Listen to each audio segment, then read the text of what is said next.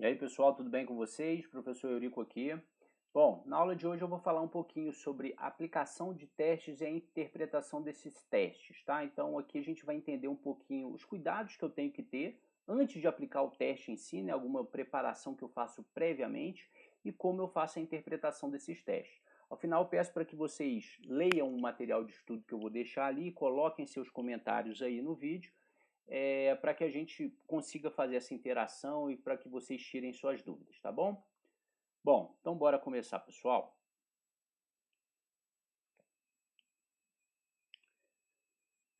Bom, como falei para vocês, né, aqui a gente vai falar um pouquinho dos testes, né, de aptidão física, a aplicação deles e a interpretação desses testes.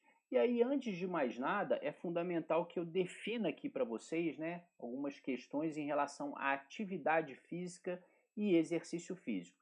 Eu acho que a própria figura aí, né, já deixa um pouquinho claro, mas para que vocês tenham noção realmente da diferença, e aí vocês vão ver, dependendo do tipo ou do autor que você estiver procurando, né, o tipo de referência que você estiver utilizando, elas variam um pouquinho essas definições, mas basicamente é o seguinte: quando eu falo de atividade física, qualquer movimento que eu tenho ali do corpo ou realizado pelos músculos ali, que vai me gerar um gasto energético, geralmente acima um pouquinho do estado normal ali de repouso, como por exemplo subir escadas, né, caminhar, né, isso tudo seria atividades físicas fáceis de serem feitas por pessoas é, que são saudáveis, né, e tal, e que estão presentes ali no nosso dia a dia. Já o exercício físico, ele tem uma característica, principalmente, ele é metodizado ou sistematizado, tá? E ele é intencional. Intencional para quê?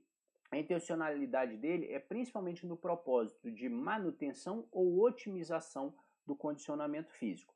Não confundam, porque, por exemplo, a atividade física não é intencional. Também é. Ela também tem um objetivo ali, né? Qual é a minha intenção em ir andando lá na padaria? Provavelmente comprar pão.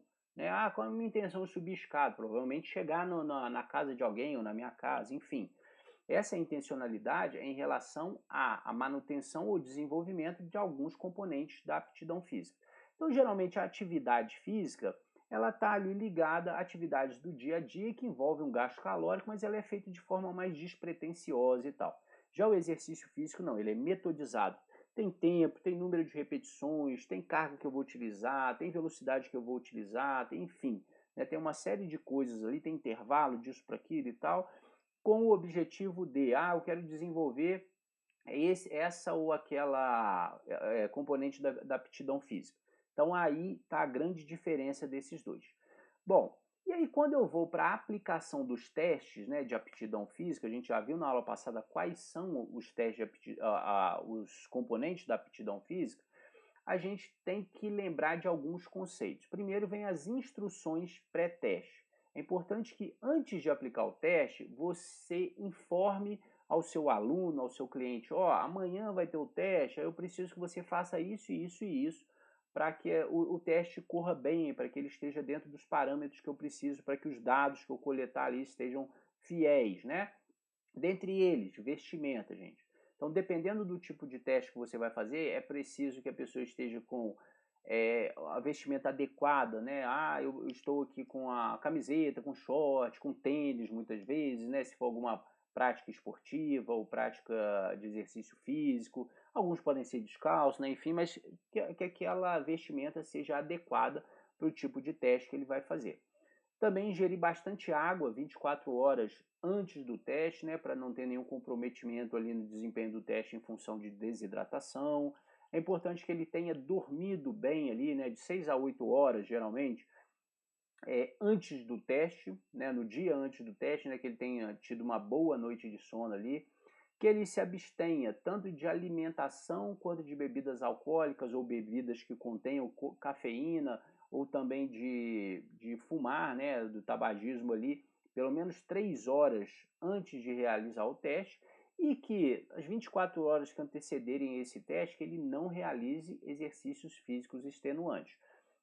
Principalmente se o teste que eu for fazer envolve aquele grupamento muscular que envolve o exercício que eu fiz no dia anterior. Então é importante você deixar isso tudo aqui bastante claro, para que esses fatores ou algum deles não contamine, né, não gere nenhum tipo de ruído na hora que eu for aplicar meu teste aqui e for coletar esses dados, para que esses dados não sejam contaminados por algo que aconteceu ali, que nesse caso ali seriam erros randômicos, né, ou erros aleatórios, coisas que eu não controlei, que inconsistências no meu protocolo, e que aí por conta disso os resultados que eu vou ter ali vão ser um pouquinho diferentes do que seria na realidade, tá bom? Além disso, pessoal, a organização do teste. A organização do teste eu falo principalmente desculpem, eu falo principalmente na questão do ambiente de testagem. É importante eu saber onde eu vou testar. Ah, eu vou testar na quadra? Ah, eu vou testar sei lá, no ginásio? Ah, eu vou testar num laboratório? Então, dependendo do ambiente de testagem que eu vou fazer, a organização desse teste vai ser um pouquinho diferente. Sempre deixe tudo preparado.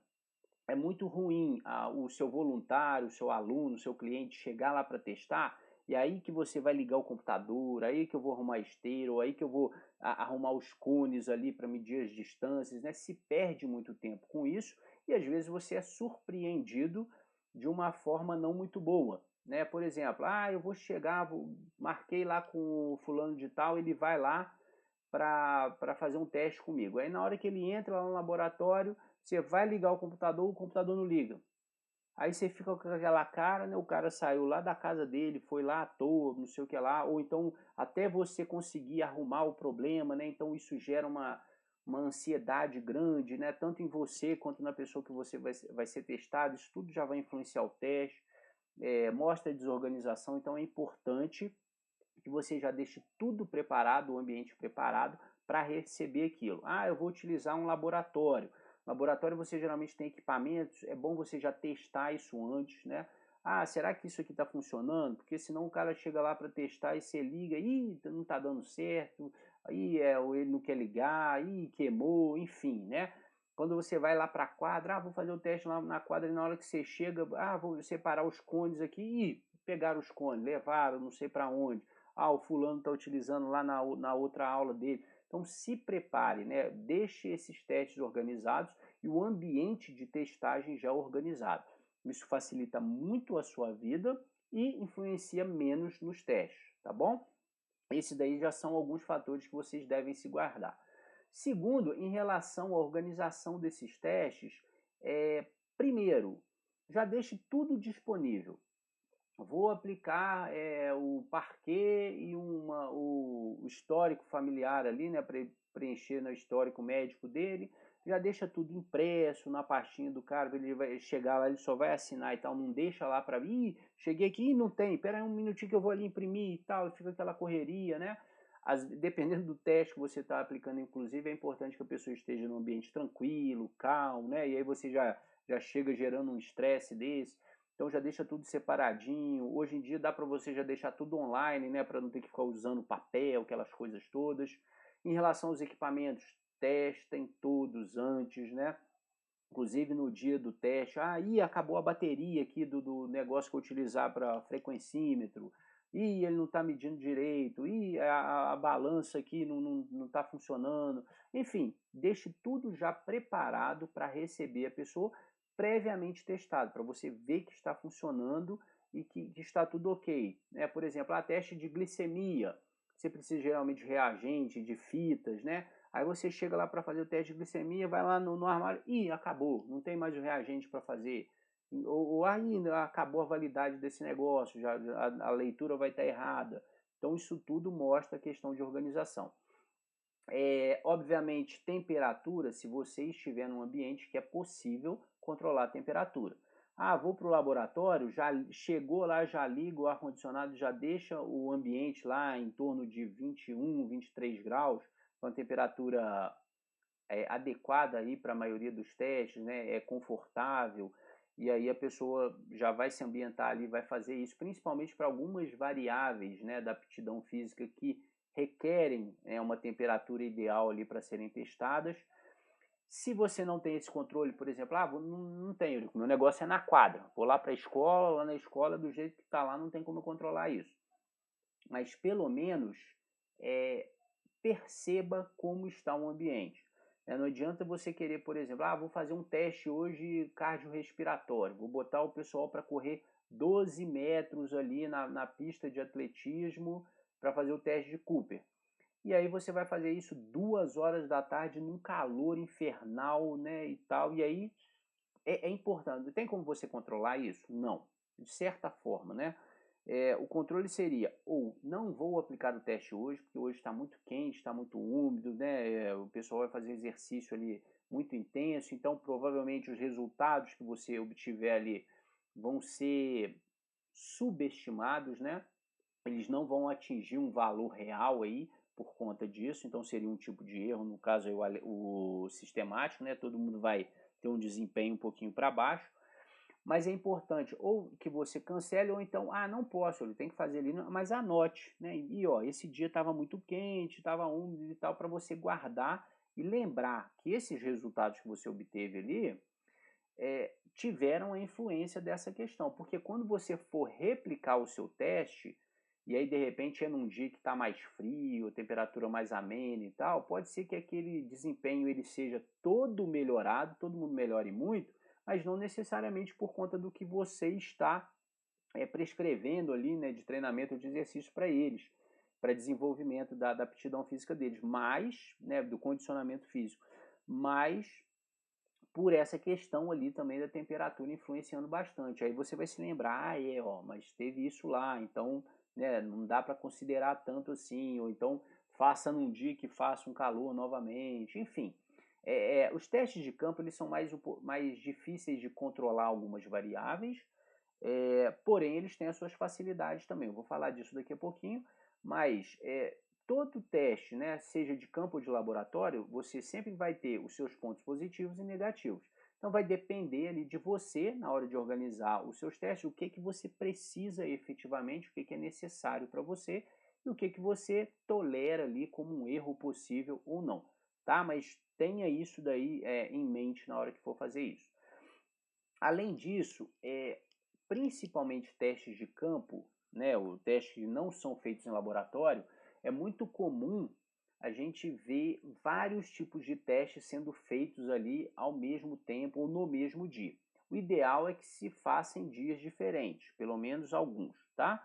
Mas se não for possível, que você siga uma ordem, né? Essa ordem aí recomendada pelo American College, ela tem uma lógica que é a seguinte, por exemplo, vou fazer testes lá de pressão arterial, frequência cardíaca, vou fazer testes antropométricos, vou fazer composição corporal, vou fazer flexibilidade, força, resistência aeróbica, seja lá o que for. Toda vez que você faz um teste, o próximo teste ele vai sofrer uma certa influência do teste anterior. Então isso aí é fato, você já sabe que vai ter um erro associado aí. Então o ideal é que se você tiver que fazer dessa forma, pelo menos tente seguir sempre a mesma ordem de aplicação desses testes. Para que pelo menos você vai ter um erro, mas esse erro é sistemático, né? Você sabe ali, está controlado. O que não pode, hoje eu vou começar com tal teste, aí na próxima vez você começa com outro, porque a ordem de influência muda, né? Aí o que um afetava sobre o outro vai mudar. E aí os resultados vão ser diferentes, né? Obviamente. Bom, mas que se recomenda que quando isso for acontecer, você sempre comece com testes lá de pressão arterial e frequência cardíaca de repouso. Então o pessoal chegou, vou fazer isso na quadra. Chegou todo mundo na quadra, você já não vai sair medindo todo mundo frequência cardíaca e pressão arterial, né? Elas oscilam demais com qualquer coisa. Então é importante que elas sejam medidas em repouso. E aí, pessoal, senta todo mundo aí na quadra, vamos relaxar um pouquinho, eu vou contar uma história aqui para vocês e tal, e aí o pessoal vai voltando a calma, uns 5 minutos que você fizer isso ali, e aí já é o suficiente para você fazer os testes, né, de frequência cardíaca e de pressão arterial. O próximo a ser feito são os testes antropométricos. Aí lembrando, tá, pessoal? Antropometria é uma coisa, composição corporal é outra. Testes antropométricos de dimensões do corpo, né? É massa corporal, em quilos, é estatura, né? Em metros ou centímetros, são as circunferências, né? Circunferência de cintura, circunferência de quadril, circunferência lá do que, diâmetros, né? Ósseos, alturas, né? A gente fala ósseas ali ou de membros e tal. Isso tudo aí são medidas antropométricas, então, que vocês podem fazer logo na sequência.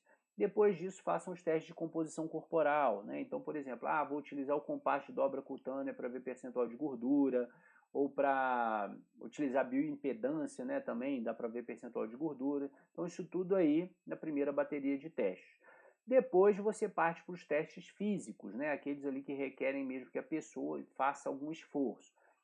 E aí o American College ele recomenda o quê? Primeiro faça os testes cardiorrespiratórios, para depois fazer os testes de desempenho muscular ali, de força, né, resistência muscular, e por último os de flexibilidade.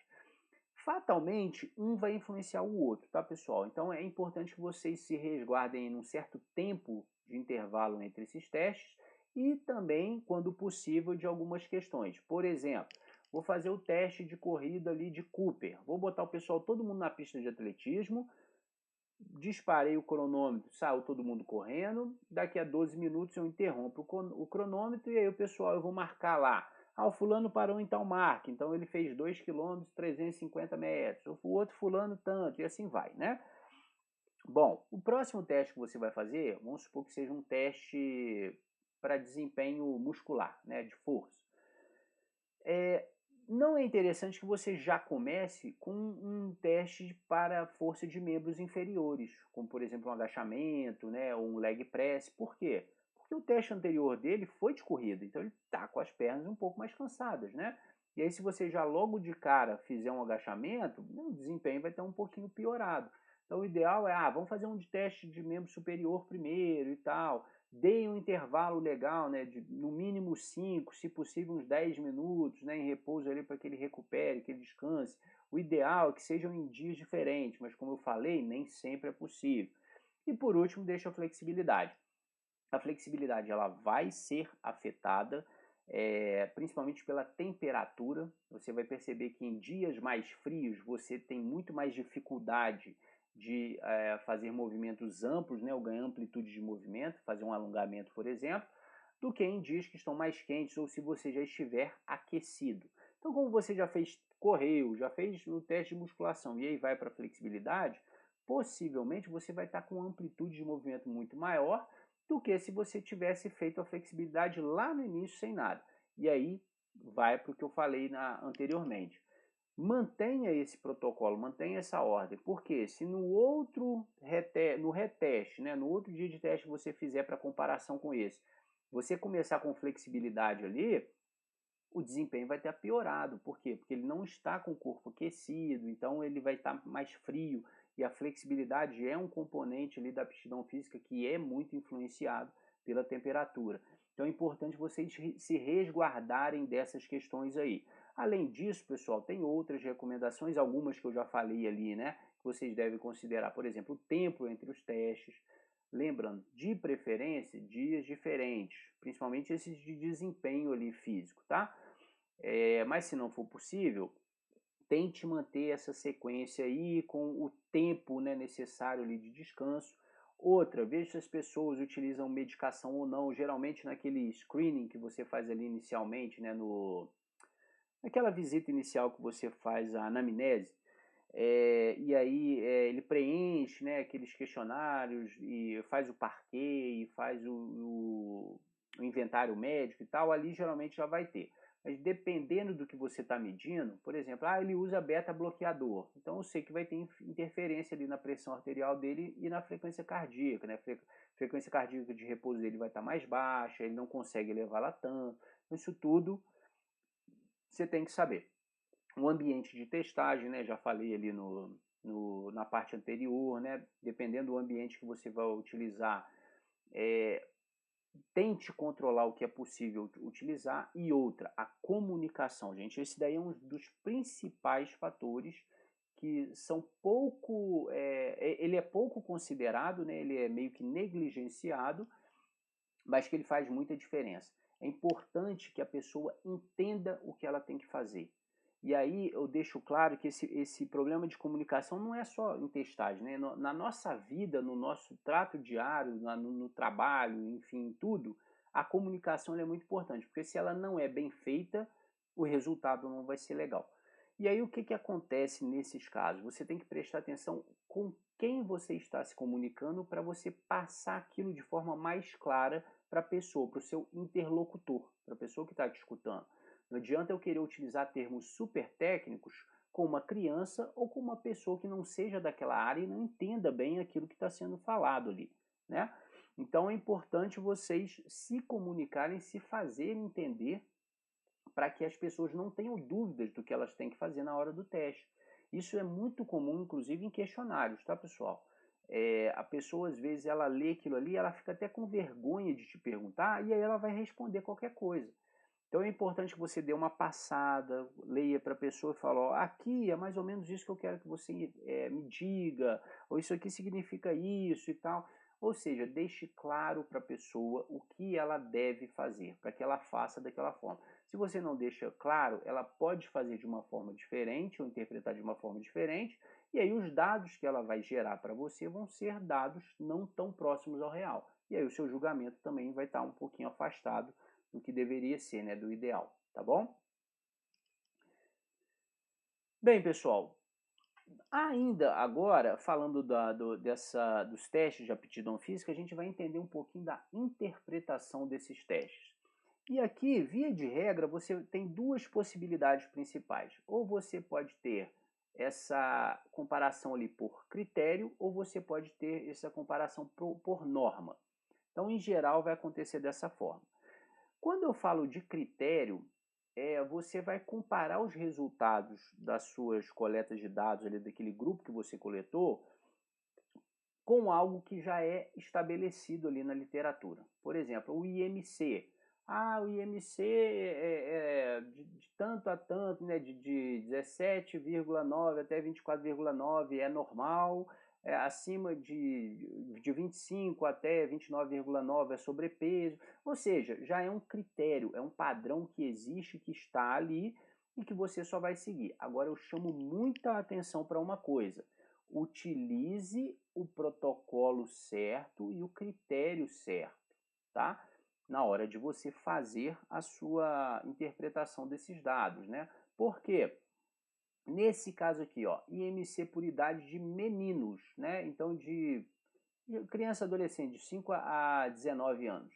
De 5 a 19? De 5 a 19 anos. Bom, então, eu vou fazer isso aqui para meninos.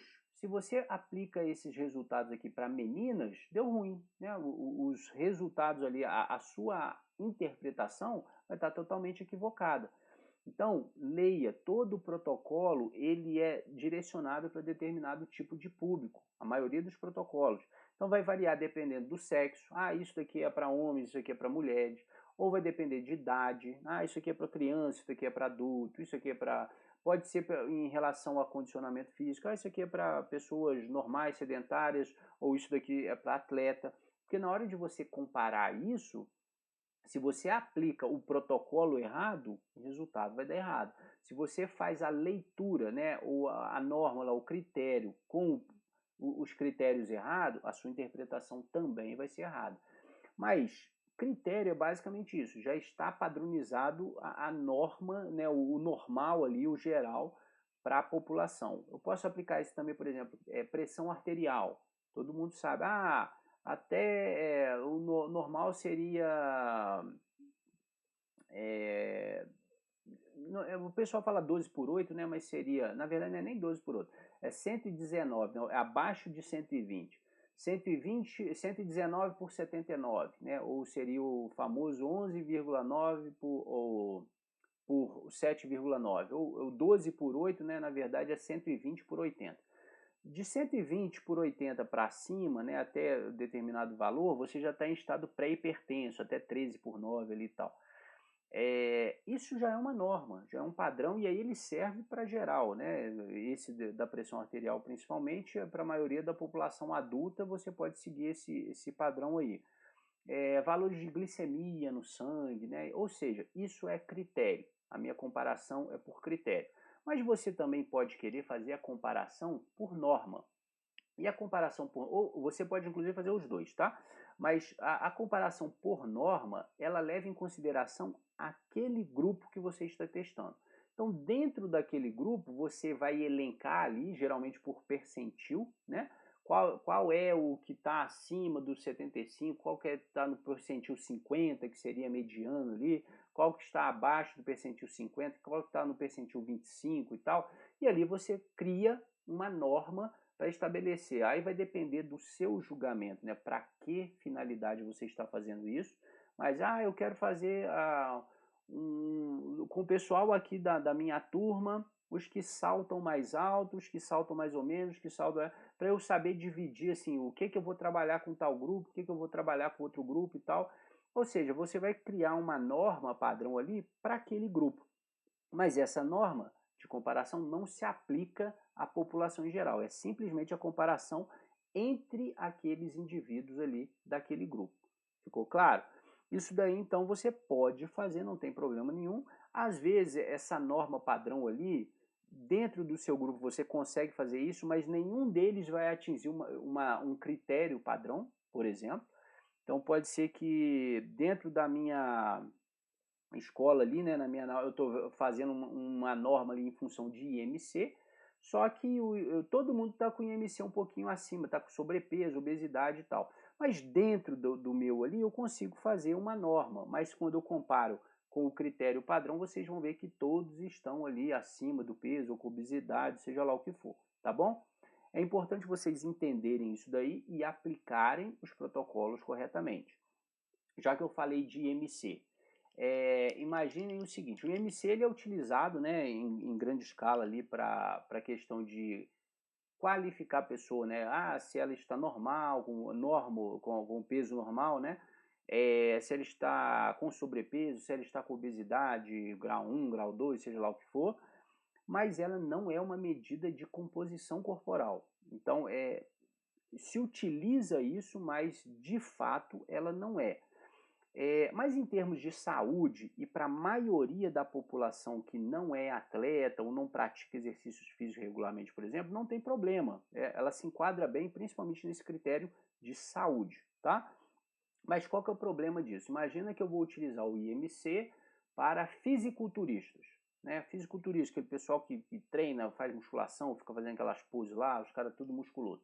Bom, se você aplica IMC em fisiculturista, já vai acontecer um problema. Por quê? Porque, em geral, essas pessoas elas quase não têm gordura no corpo, elas têm pouquíssima gordura.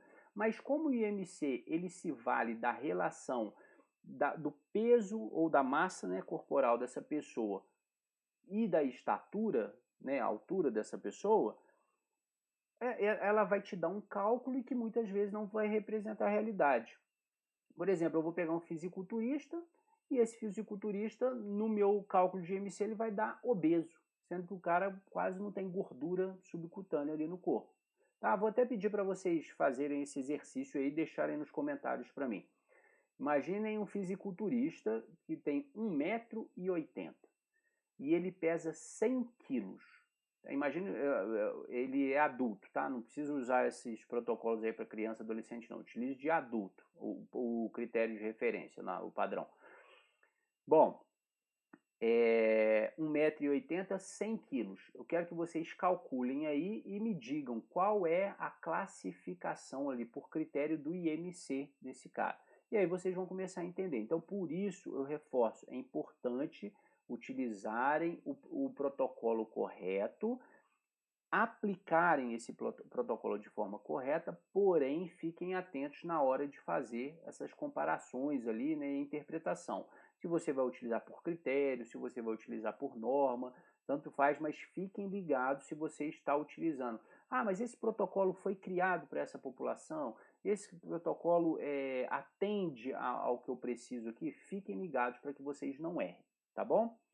Bom, pessoal, eu acho que é isso que eu tinha para falar aqui para vocês nessa aula. Fica aí o meu convite, né, para que vocês leiam um material de apoio, né? Esse material ele complementa algumas coisas ali, aqui que eu coloco na aula para vocês, né? Ele não substitui a aula, mas ele complementa algumas coisas aqui para vocês. Deixem seus comentários também e dúvidas, né? Não coloquem lá simplesmente assistido ou não e tal. Comente alguma coisa, se você tiver alguma dúvida ou se tiver alguma coisa a acrescentar, né, ou a colaborar ali, para que a gente mantenha um pouquinho mais esse nosso contato, né, essa nossa troca aqui durante a aula, para tentar deixar um pouquinho mais próximo essa relação. Tá legal? Espero que vocês tenham gostado aí da aula. Obrigado pela atenção. Valeu e até mais.